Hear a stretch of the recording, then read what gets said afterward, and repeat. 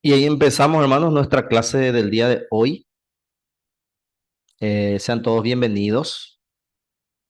Estamos ya en la lección número 4, la última lección de lo que llamamos el Pentateuco 1, y específicamente estuvimos tratando Génesis capítulo 1 al 11:9, que es lo que trata 1:1 al 11:9. Y hoy vamos a terminar esta última parte donde dice la dirección correcta. Para hacer un recordatorio, hermanos, de lo que hemos estado tratando en estas semanas. Esta es la cuarta semana ya que estamos estudiando el libro de Génesis. Entonces pueden hacer un pequeño recuento en lo que está en sus materiales. Y habíamos visto primeramente, hermanos, el mundo perfecto, ese mundo perfecto donde había una mirada general a lo que se había hecho en la creación, y esto era, eh, y ver, hermanos, cómo el Señor trae orden, cómo había un estado de caos, cómo ese caos también Moisés relaciona con el caos que también estaba en Egipto, y cómo el Señor trae orden, el mismo orden que Israel tenía que llevar a Canaán, que era la tierra prometida, era un reinicio. Asimismo también vimos eh, la lección 2 examinamos Génesis 2:4 al 3:24, la historia de Adán y Eva, y también la caída. Y esto, hermanos, también respecto a las consecuencias, también cómo esto se relacionaba también con la tarea que tenía que hacer Adán y Eva.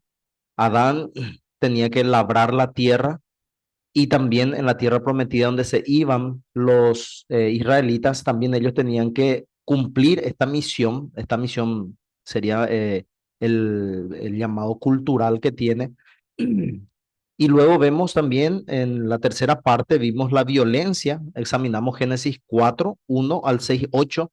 Allí también está el tema del diluvio, como el pecado trajo violencia, especialmente esto es la manifestación, la violencia es la manifestación de la caída del hombre, del pecado, de la rebelión contra Dios, y como esto también trajo consecuencias para la humanidad. Y hoy vamos a terminar, hermanos, con esta lección 4, hablando de la dirección correcta, es decir, lo que Dios ha establecido para Israel, para nosotros también, por medio de su palabra, como la dirección que nosotros tenemos que tomar.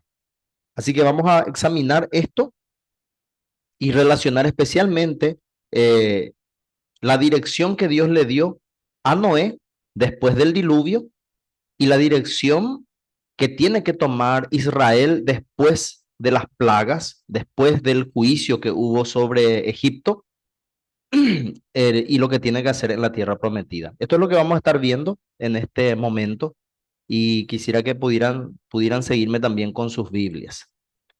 Primero que nada, vamos a ver la estructura literaria de estos capítulos. Vamos a ver cuáles son las partes que se mencionan. Después vamos a ver el significado original, y ahí vamos a ver por qué Moisés escribió este material para Israel, cuál es el propósito y específicamente esta parte.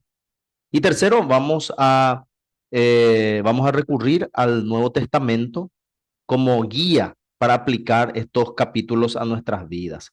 Así que esto es lo que vamos a hacer hoy. Primeramente, vamos a ver en el capítulo 6 de Génesis, podemos abrir allí nuestras Biblias, y vemos, hermanos, primeramente un rescate, un rescate. Si nosotros vemos Génesis capítulo 6, versículos eh, 1 al 8, vemos cómo Dios había determinado castigar a la maldad de los hombres, y así también ese castigo llegó a toda la creación porque todo fue juzgado, todo quedó bajo agua. Y aquí vemos en el capítulo 6:13, dijo pues Dios a Noé: he decidido el fin de todo ser, porque esta tierra está llena de violencia a causa de ellos, y aquí yo los destruiré con la tierra. Esto fue el propósito de Dios, traer un juicio a toda la creación a causa de la maldad que vino con el pecado, pero también hay un pacto inicial, un rescate por medio de un pacto con Noé, y eso lo vemos en el 6:17, dice, he aquí yo traigo un diluvio de agua sobre la tierra para destruir toda carne en que haya espíritu de vida debajo del cielo y todo lo que hay en la tierra. Mas estableceré mi pacto contigo y entrarás en el arca tú, tus hijos, tu mujer y las mujeres de tus hijos. Y con todo lo que vive y de toda carne, dos de cada especie meterás en el arca para que tenga vida contigo, macho y hembra serán. Y aquí vemos, hermanos, cómo Dios determina un juicio, un reinicio para toda la humanidad y toda la creación, primeramente por las aguas. Y todo esto inicia, hermanos, con un pacto. Dios entra, hace un pacto, establece un pacto con Noé y con su descendencia. Y así también prevé el salvar a los animales. Estos son puntos muy importantes, hermanos, a tener en cuenta. Luego, este pacto se desarrolla después del diluvio, porque hay una descripción del diluvio, y luego en Génesis 8:22, pacto que promete estabilidad a la tierra. Génesis 8:22 dice, mientras la tierra permanezca, no cesarán la sementera y la siega, el frío y el calor, el verano y el invierno. Cuando termina el diluvio, Dios se acuerda de Noé, esto vemos por ejemplo en el 8:1, dice, y se acordó Dios de Noé y todos los animales y todas las bestias que estaban en el arca, e hizo pasar Dios un viento sobre la tierra y disminuyeron las aguas. Aquí el Señor establece un pacto con Noé cuando se inicia nuevamente el reinicio de toda la creación. Y este es el pacto que él hace y en el 9:11 al 15 dice, estableceré mi pacto con vosotros y no exterminaré ya más toda carne con aguas del diluvio, ni habrá más diluvio para destruir la tierra. Y dijo Dios, esta es la señal del pacto que yo establezco entre mí y vosotros y todo ser viviente que está con vosotros por siglos perpetuos. Mi arco he puesto en las nubes, el cual será por señal del pacto entre mí y la tierra. Y sucederá que cuando haga venir nubes sobre la tierra, se dejará ver entonces mi arco en las nubes. Y me acordaré del pacto mío que hay entre mí y vosotros y todo ser viviente de toda carne. Y no habrá más diluvio de aguas para destruir toda carne.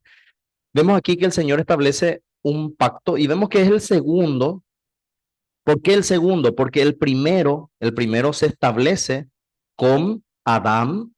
Recordemos, hermanos, que ahí se establece este pacto de obras donde tenía que el hombre obedecer a Dios en todo, guardar ese mandamiento de no comer del árbol de la vida, Génesis 2:16, y mandó Jehová Dios al hombre diciendo, de todo árbol del huerto podrás comer, mas del árbol de la ciencia del bien y del mal no comerás, porque el día que de él comieres ciertamente morirás. Vemos, hermanos, que hay un primer pacto. Sabemos que Adán y Eva fallaron, ellos cayeron, pero allí, hermanos, es donde también inicia la historia de la redención. Cuando cae el ser humano, luego Dios da una promesa. Y aquí es donde podemos decir nosotros que inicia la iglesia, la comunidad de creyentes en Cristo. Porque si la iglesia es la comunidad de creyentes, una asamblea, una congregación de creyentes, esto inició ya con Adán y Eva. Vemos en el 3:15, dice, pondré enemistad entre ti y la mujer y entre tu simiente y la simiente, esta te herirá en la cabeza y tú le herirás en el calcañar. Este es el protoevangelio. Esta es la primera vez que se menciona la promesa de la simiente de la mujer para traer victoria sobre la serpiente. Por esta promesa, confiando en esta promesa, es que Adán y Eva son los creyentes. Ellos creen en esta promesa y ellos, ¿en quién están creyendo? En la promesa del Cristo. Por lo tanto, ahí vemos nosotros que están dos creyentes en esa promesa del Cristo. Este es el primer pacto y este es el segundo. Podemos llamarle un pacto de estabilidad. ¿Por qué? Porque Dios prometió salvar a su descendencia, pero así también promete que ya no habrán este tipo de cataclismos, este tipo de inestabilidad dentro de la naturaleza, sino que el Señor dice, a partir de ahora ya no va a haber juicio por agua, sabemos que va a haber un juicio por fuego, eso vamos a ver más adelante. Y aquí vemos cómo ellos escapan del diluvio. Ellos, hermanos, en este capítulo 7, ellos narra todo lo que pasó en el diluvio y luego hay un escape de las aguas en Génesis 8:1 y dice, y se acordó Dios de Noé y de todos los animales y de todas las bestias que estaban con él en el arca e hizo pasar Dios un viento sobre la tierra y disminuyeron las aguas. Se cerraron la fuente del abismo y las cataratas de los cielos y la lluvia de los cielos fue detenida. Entonces, vemos que hay un rescate del diluvio, pero inicia con un pacto. Hay una intención de juicio que se desarrolla. Hay un pacto para redención, hay un pacto para estabilidad. Es el segundo que nosotros vemos. ¿Para qué esto? Para establecer un nuevo orden. Los hijos de Noé, y aquí vemos en el capítulo 9, versículos 24 al 27, dice, y despertó Noé de su embriaguez y supo lo que le había hecho su hijo más joven y dijo, maldito sea Canaán, siervo de siervos será a sus hermanos. Dijo más, bendito por Jehová, mi Dios sea Sem y Canaán su siervo y engrandezca a Dios a Jafet y habite en las tiendas de Sem y sean Canaán su siervo. ¿Cuál era el propósito de este relato? Porque tenemos que recordar que no solamente estaba Moisés escribiendo para que ellos conocieran de qué manera inició todo y cómo se desarrolló toda la historia antes de Israel, sino que este relato también estaba sirviendo ¿para qué? Para que los israelitas pudieran tener una explicación de las diferencias en cuanto a los pueblos porque les narra, y todo el capítulo 9 habla de los hijos de Dios. Hay una analogía entre el capítulo 9 y el capítulo 1 de Génesis 9:1. Bendijo Dios a Noé y a sus hijos y les dijo, fructificad y multiplicaos y llenad la tierra. Algo que también se le dice a Adán 1:20 en Génesis 1:27, y creó Dios al hombre a su imagen y a su imagen Dios lo creó, varón y hembra los creó y los bendijo Dios y les dijo, fructificad y multiplicaos, llenad la tierra y sojuzgadla y señoread en los peces del mar, en las aves de los cielos y en todas las bestias que se mueven sobre la tierra. Aquí vemos, hermanos, que hay un nuevo orden. Así como empezó con Adán y Eva y terminó todo eso con el diluvio, así también había una analogía. Eh, con Noé estaba empezando todo de nuevo. Y así también iba a empezar todo de nuevo con Israel en la tierra prometida, en Canaán. Pero hay una diferencia. ¿Por qué? Porque el pueblo de Israel está yendo a conquistar al pueblo de Canaán y tiene que vencer a todos los enemigos que se encuentran allí. Entonces, ¿por qué Moisés usa esta narrativa para explicarle a ellos por qué ellos van a ir a Canaán a conquistar y a sojuzgar, a someter a esos pueblos? Aquí Israel está llevando el juicio de Dios para estas tierras eh, de Canaán. Y es algo que luego con Abraham, es una promesa también a Abraham que se hace, de que cuando la maldad creciera, entonces los descendientes de Abraham irían a llevar juicio en aquella tierra, la tierra de Canaán, la tierra prometida. Así que vemos aquí cómo hay un parecido entre Génesis 1 y también Génesis 9, un reinicio, pero también se explican las diferencias. ¿Dónde se explica la diferencia? De que Canaán, el lugar donde ellos habitaban y el pueblo donde ellos iban, tenían que ser siervos de ellos. Y dijo, bendito por Jehová, mi Dios sea Sem, y que Canaán sea su siervo. Es decir, que este relato les ayudaba a los del pueblo de Israel que estaban saliendo de Egipto a entender que ir a Canaán era parte de lo que ellos tenían que hacer de parte de Dios y que ellos tenían que ir para sojuzgar, para someter, para conquistar el pueblo de Canaán. Y en este sentido tienen ellos también un ejemplo de victoria. Génesis 11:5 dice, y descendió Jehová para ver la ciudad y la torre que edificaban los hijos de los hombres. Y aquí hay una explicación de las lenguas, pero también, hermanos, hay una explicación de cómo Dios trajo una victoria. Es decir, trajo victoria sobre los deseos de los hombres, y eso vamos a ver más adelante, pero también por medio de eso establece un nuevo orden. ¿Sí? Israel estaba llevando iba a imponer un nuevo orden en Canaán, y así también como en Babel, o lo que es Babilonia, se estaba imponiendo un nuevo orden en la confusión de las lenguas. Así que esta es la estructura que vemos aquí, nuevo orden en estos dos puntos. Ahora, ¿qué es lo que significaba para Israel? ¿Cuál era el significado que tenía esto? Y aquí vamos a ver, hermanos, conexiones entre el diluvio y el éxodo. Es decir, Moisés estaba narrando el principio de todo, pero así también estaba estableciendo una relación entre lo que pasó con Noé y lo que pasa con él. Es decir, así como Noé fue aquel que reinició todo, así con Moisés todo iba a ser reiniciado. Esta es la analogía que quiere establecer Moisés para que el pueblo pueda saber que esta era la voluntad del Señor para ellos. Doble propósito. Primero, conocer cómo todo fue creado y cómo transcurrió la historia antes de ellos, pero así también tiene el propósito de mostrar que lo que pasó con Noé también iba a pasar con Moisés y con todos ellos, ¿sí?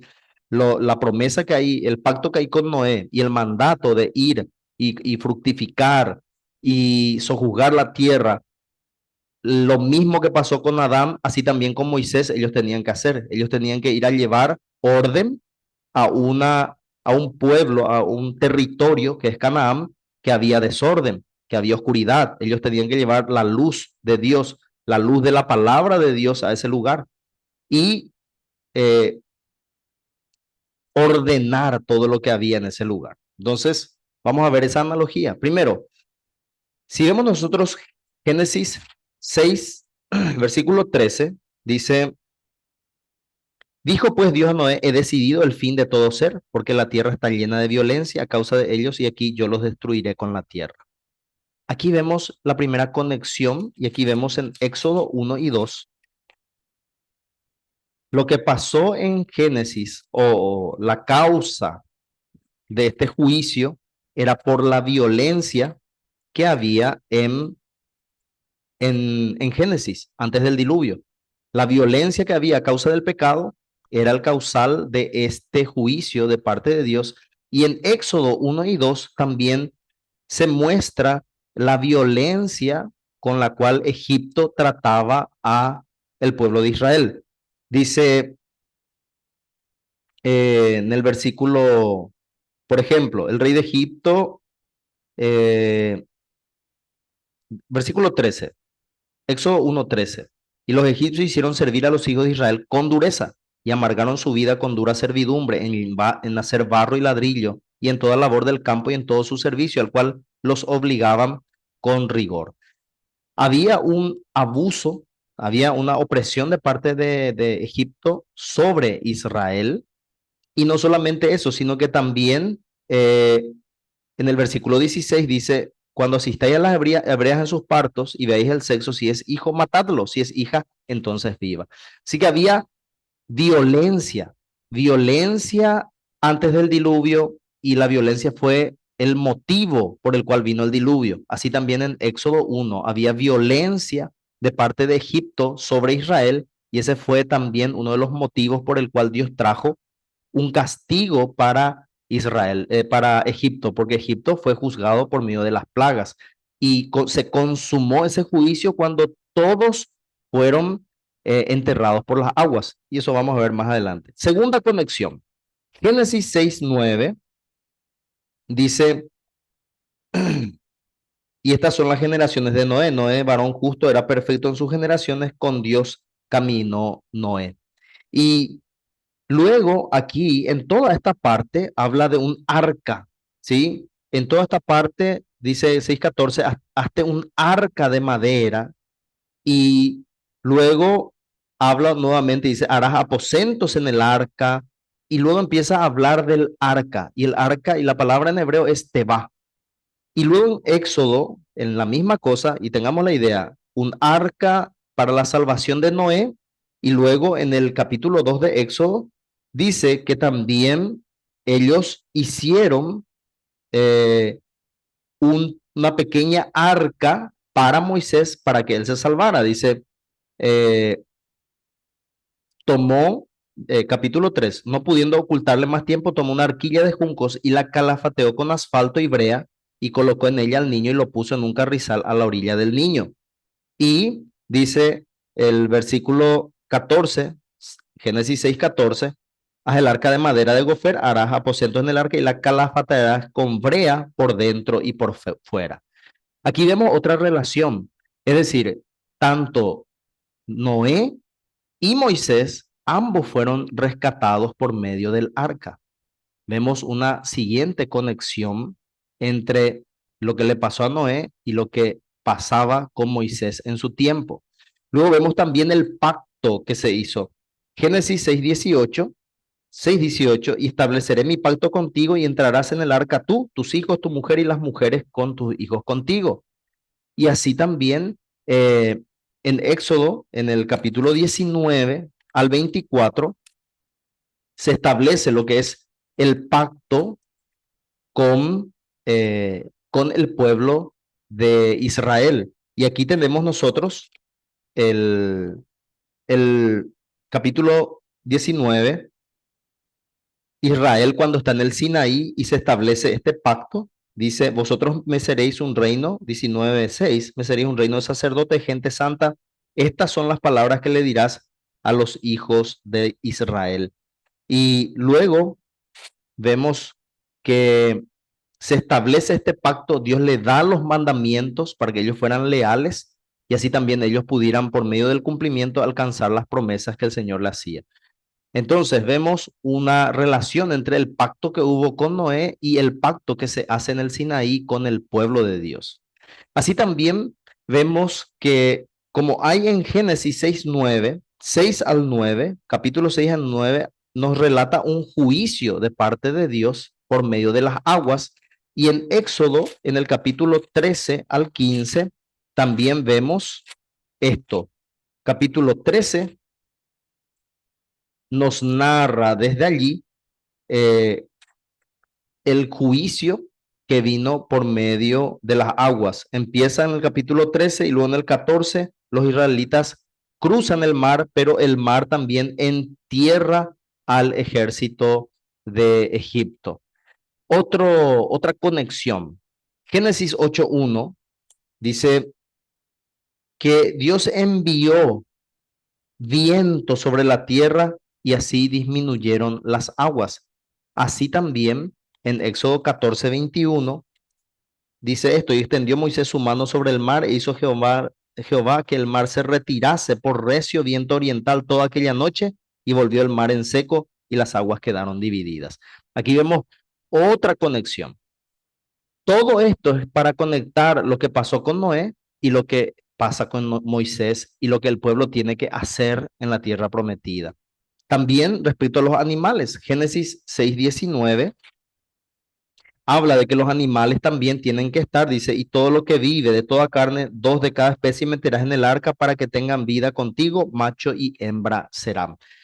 Y cuando vemos esto, respecto a lo que pide Moisés en varias partes, lo que pide Moisés, y aquí Éxodo, en el capítulo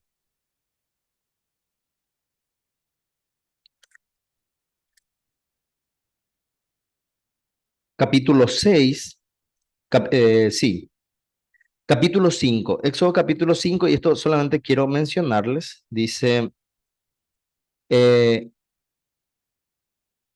después, Éxodo 5:1. Después Moisés y Aarón entraron a la presencia de Faraón y le dijeron, Jehová, el Dios de Israel, dice así, deja ir a mi pueblo a celebrar fiesta en el desierto.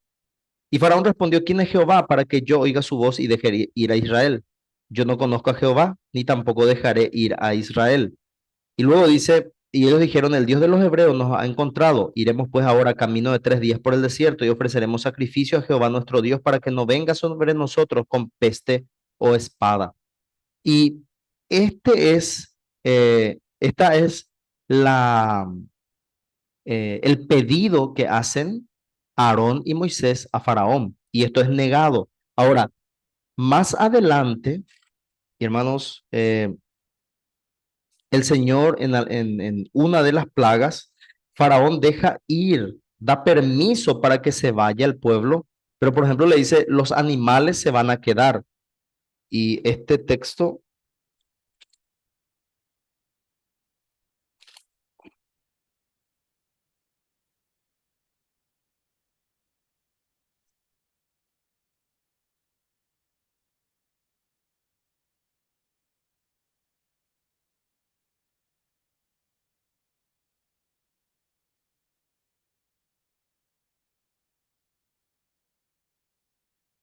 y voy a pasar, hermanos, los textos para que ustedes tengan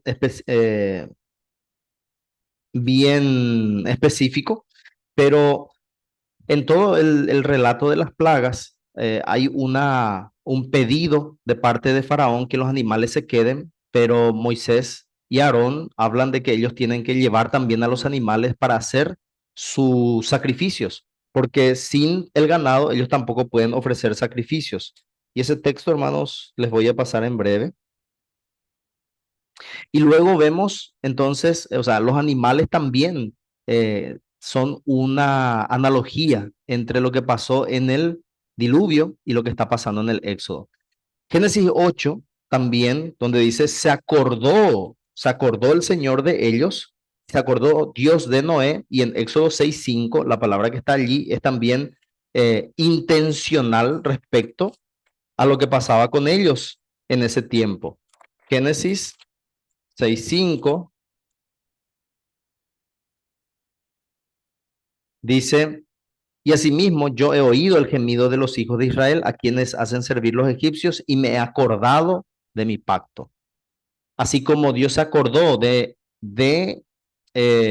Noé, así Dios se acordó también de su pueblo. Y interesante notar que uno puede decir, ¿será que Dios se olvidó de Noé si él y su familia solamente estaban? No, hermano, todo tiene una intencionalidad y aquí se estaba relacionando ambas cosas, ¿sí? Hay una relación entre lo que pasó para saber lo que pasó, pero también para entender que Moisés era en ese momento el Noé para ellos, para reiniciar todo. Y luego ambos introducen a un nuevo orden.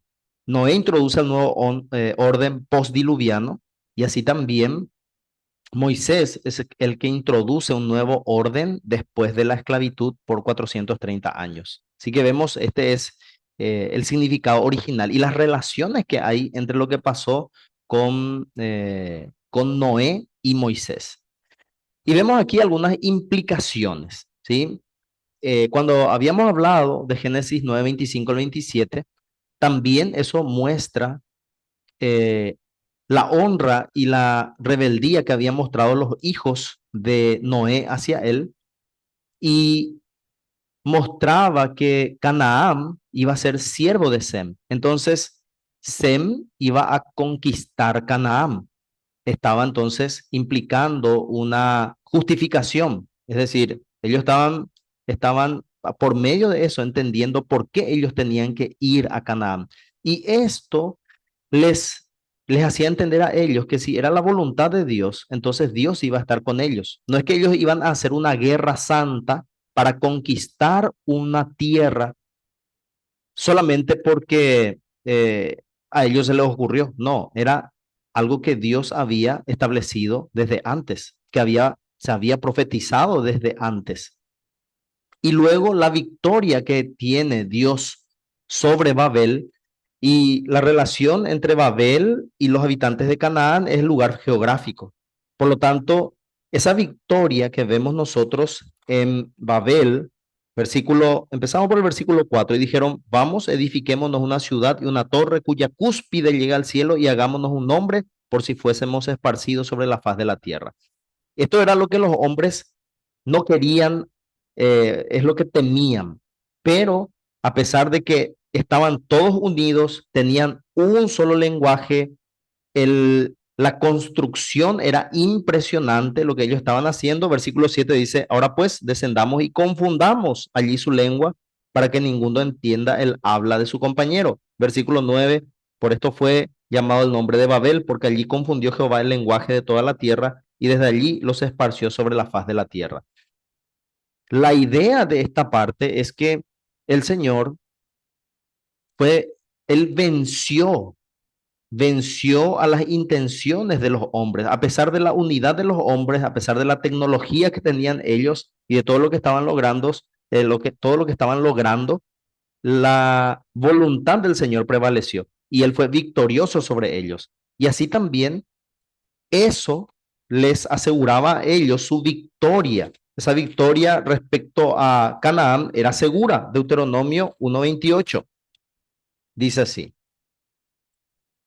Deuteronomio 1:28, ¿y a dónde subiremos? Nuestros hermanos han atemorizado nuestro corazón diciendo, este pueblo es mayor, más alto que nosotros, las ciudades grandes y amuralladas hasta el cielo, y también vimos allí a los hijos de Anac.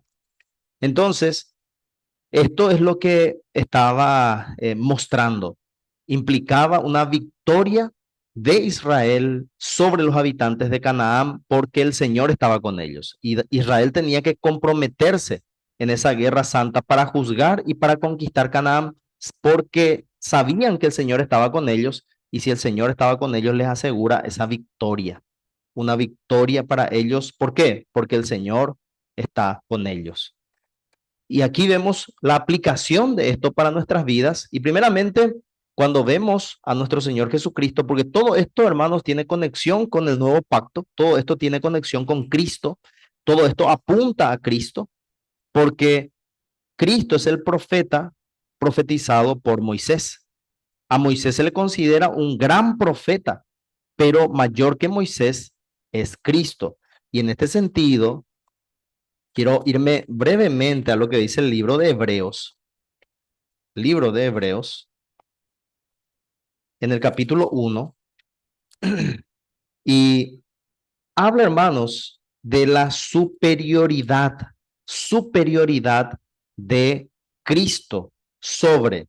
Y aquí tenemos, primero, hijo superior a los ángeles, capítulo 1, versículo 5 en adelante. Luego tenemos, hermanos, dice que es superior a Moisés, capítulo 3. Por tanto, hermanos santos, participantes del llamamiento celestial, considerad al apóstol y sumo sacerdote de nuestra profesión, Cristo Jesús,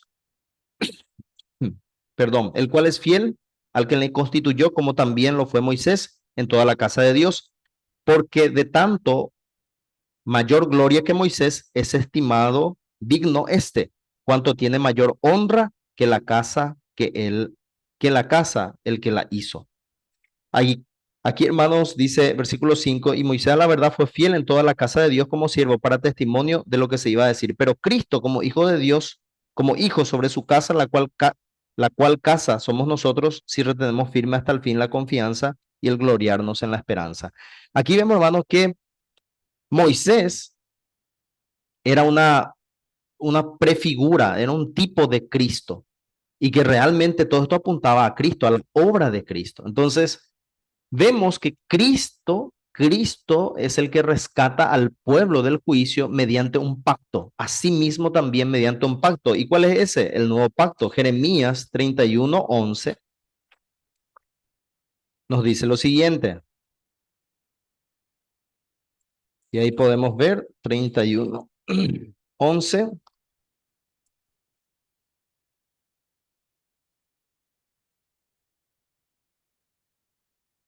Les leo, porque 31:31, perdón, hermanos, 31:31 dice, he aquí vienen días, dice Jehová, en los cuales haré nuevo pacto con la casa de Israel y con la casa de Judá. No como el pacto que hice con sus padres el día que tomé su mano para sacarlos de la tierra de Egipto, porque ellos invalidaron mi pacto, aunque fui yo un marido para ellos, dice Jehová. Pero este es el pacto que haré con la casa de Israel después de aquellos días, dice Jehová. Daré mi ley en su mente y la escribiré en su corazón, y yo seré a ellos por Dios, y ellos me serán por pueblo. Y aquí vemos, hermanos, que mediante un pacto, Cristo rescata al pueblo del juicio de Dios. Y Lucas 22:20 nos habla, hermanos, del establecimiento de esto. Es uno de los textos que tenemos. 22:20 dice, de igual manera, después que hubo cenado, tomó la copa diciendo, esta copa es el nuevo pacto en mi sangre, que por vosotros se derrama.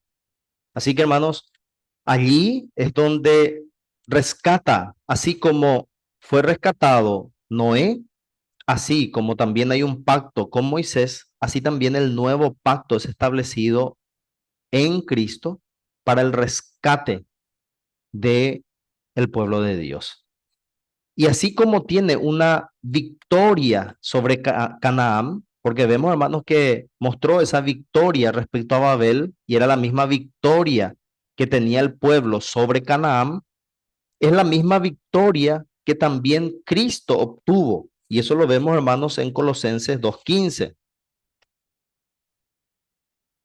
Y quiero leerles lo que está en Colosenses 2:15. Dice, y despojando a los principados y a las potestades, los exhibió públicamente, triunfando sobre ellos en la cruz. Aquí, hermanos, tenemos la victoria de Cristo. Y la victoria de Cristo no es una victoria política, eso es algo importante, no es una victoria territorial, porque Canaán, por ejemplo, era una victoria territorial. Ellos juzgaron, ellos se fueron, habitaron, poseyeron una tierra prometida, pero cuando Cristo viene e inicia, instituye el nuevo pacto e inicia el reino de Dios, establece el reino de Dios, entonces hay una victoria espiritual. La victoria de Cristo es una victoria espiritual. Lo material del Antiguo Testamento apuntaba a la victoria espiritual de Cristo Jesús. Y esto, hermanos, es la victoria que tenemos nosotros. La victoria del creyente está en Cristo. En Cristo el creyente es vencedor, vencedor ante toda tentación, vencedor ante la esclavitud del pecado. Recordemos, hermanos, que eh, Canaán fue esclavo, esclavo por la deshonra que hizo hacia su padre. Nosotros, hermanos, por la deshonra que hacemos contra nuestro Dios, la ofensa por nuestro pecado, somos esclavos de nuestro pecado. Así como Israel fue esclavo en Egipto, así también, hermanos, nosotros somos esclavos. Fuimos esclavos hasta que Cristo vino y Él, hermanos, Él trajo esa victoria para nosotros en la cruz. Despojando a los principados y las potestades, los exhibió públicamente, triunfando sobre ellos en la cruz. En Cristo la iglesia es triunfante. ¿Es sufriente? Sí, pero hay victoria en Jesucristo. Como dicen Romanos, somos más que vencedores por medio de aquel que nos amó. Y luego, hermanos, en la continuación de eso, Jesús vino y en medio de violencia, así como había al principio, en medio de toda esa violencia, entonces Él viene y establece por medio de un pacto, trae esa victoria, una victoria espiritual, y luego nosotros en esa continuación, porque nosotros estamos, hermanos, en la continuación del reino de Dios hasta que venga, y tenemos esa analogía, por ejemplo, con el bautismo, y ahí vamos a Primera de Pedro, Primera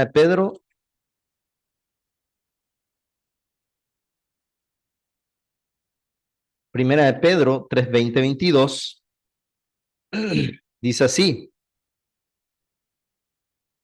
y los que en otro tiempo desobedecieron, cuando una vez se esperaba la paciencia de Dios en los días de Noé, mientras se preparaba el arca, en la cual pocas personas, es decir, 8 fueron salvadas por agua, el bautismo que corresponde a esto por ahora nos salva. A esto ahora nos salva, no quitando las inmundicias de la carne, sino como la aspiración de una buena conciencia por la resurrección de Jesucristo, quien habiendo subido al cielo está a la diestra de Dios y a él están sujetos ángeles, autoridades y potestades. Así que eh, aquí vemos, hermanos, que el mar libró a Israel de la tiranía de Egipto. También el agua juzgó y el agua salvó a Noé de toda esa perversa generación. Así también el agua salvó definitivamente a Israel de Egipto. Y así también, hermanos, el agua del bautismo nos limpia. No el agua como tal, sino lo que representa, que es el lavamiento de nuestros pecados por medio de la fe. Y esa es la relación que está haciendo aquí Pedro. Dice el bautismo que corresponde a esto ahora nos salva, no quitando las inmundicias de la carne, sino como la aspiración de una buena conciencia hacia Dios por la resurrección de Jesucristo. Así que, hermanos, tenemos aquí nosotros esa limpieza, esa victoria de Cristo a nuestro favor sobre el pecado.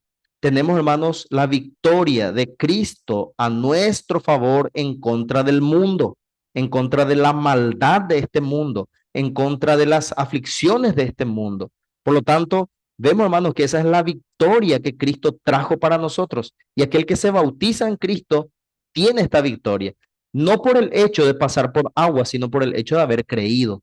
El bautismo representa nuestra fe. Entonces esa fe es la que nos hace, nos asegura esa victoria. Pero nosotros, hermanos, seguimos en una batalla, así como dice Efesios, y nos vamos al capítulo de Efesios.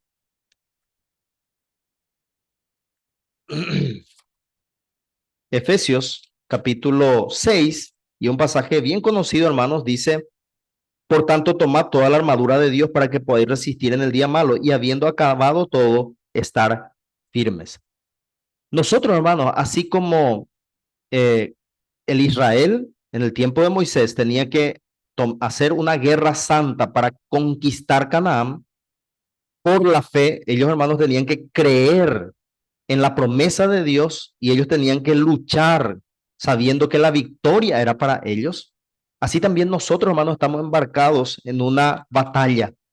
Todos los días, nosotros como cristianos estamos en una guerra espiritual.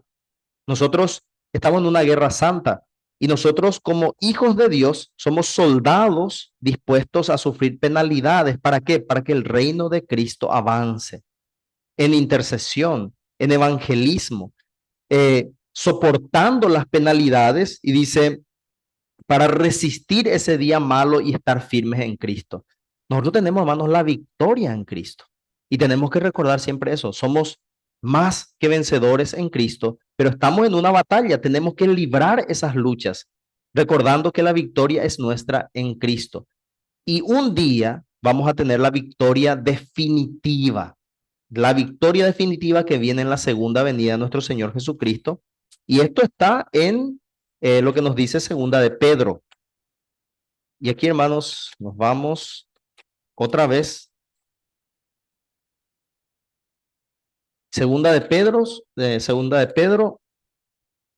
3:7 dice así: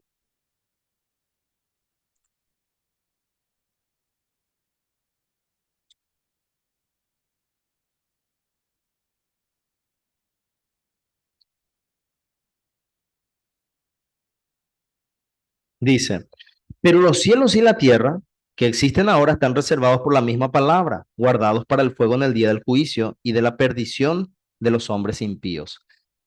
El juicio que viene ahora, así como por agua todo el mundo fue consumido, fue reordenado, así también toda esta creación, hermano, está reservado para el fuego.